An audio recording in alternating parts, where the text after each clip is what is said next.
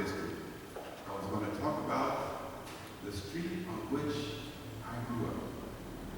So just for the early days and just for a snapshot of what that looked like, I would like to first inform you that I was born here in Los Angeles, California, in a quaint little town called Watts. I have 2 brothers and 2 sisters.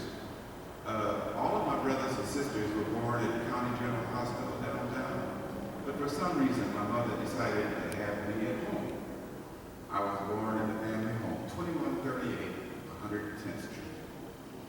And this was unusual in the fact that I was planned to be born at home, and the doctor from White Memorial Hospital had come out for a checkup.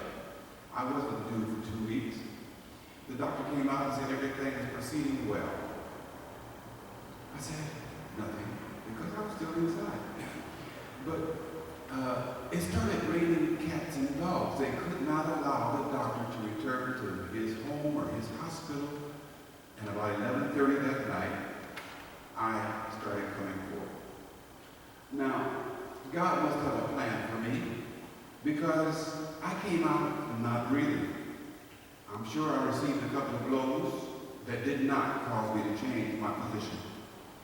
I understand from my parents that I had to be diligent in hot water, cold water, in order to get me breathing. Now, if that doctor and his expertise had not been on the spot, I would not be here today. Now, that little community that I spent the first 14 years of my life on was very interesting. We had a neighborhood watch program. Her name was Mrs. Johnson. She lived across the street. She knew everything that was happening up and down the street. She knew all the neighbors, and she knew when somebody that was in the neighborhood who did not belong there came to her attention. Then she got on the extension, got on the phone, and made sure that everybody came out to see who that was and what they were doing there. It was an interesting neighborhood because it was a mixed neighborhood. And it was mixed with Mexicans and Negroes. Of course, that's what we were called in those days. I'm going back to the early 40s. So we did have a marvelous time. We were well integrated. We played with each other. We had such games as hide and seek and Mother May I. And we played a little stick ball in the street, broomstick tennis ball or one of those unwrapped baseballs. We played well together. And when we weren't out running and climbing up our neighbors' trees for those fruit that were in season, peaches, apricots, plums, pomegranates, we had a good selection to enjoy from the neighborhood. And if we sat down to enjoy ourselves, we loved playing card games. We played Old Maid and Go Fish and War. But I guess the game that really caught my attention and stuck with me for most of my life was Business. Love playing that game. Stay up all night playing that game. Now,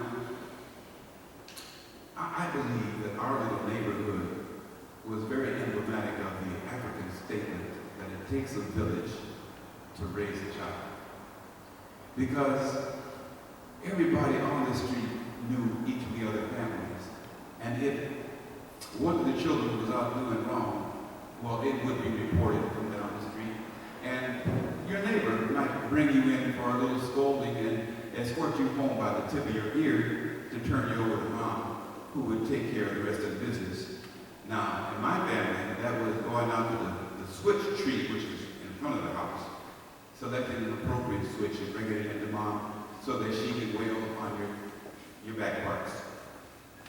Now, mom was the disciplinarian in the family, primarily because she was there 24/7, 24 hours a day. Dad, on the other hand, he was seldom seen during daylight hours. He got up before the sun came up. He went out, worked 2 jobs, and came home many times after dark and after the children had retired for the evening. But even during the holidays, Dad would be there to cut the turkey.